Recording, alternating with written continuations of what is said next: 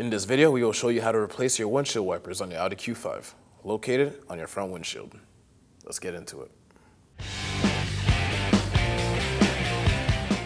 To get started on the replacement of our wiper blades, we need to turn the vehicle on without starting the engine.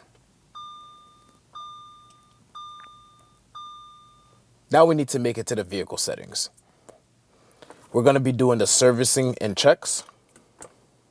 And now we're going to scroll down to the wiper service position. Activate it to turn it on. And now we can start replacing our wipers.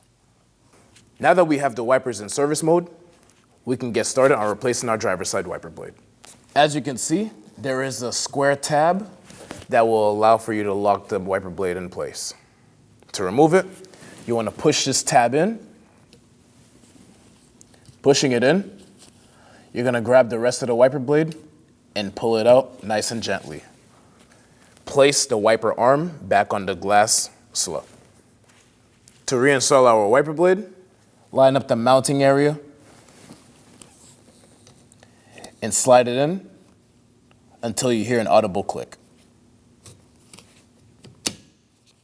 Pull it out, make sure it's secure.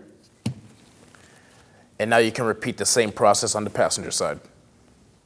Now that we've successfully replaced our wiper blades, we need to make it back inside the vehicle to take it out of service mode. To do that, we're going to go back and do the same steps that we already completed.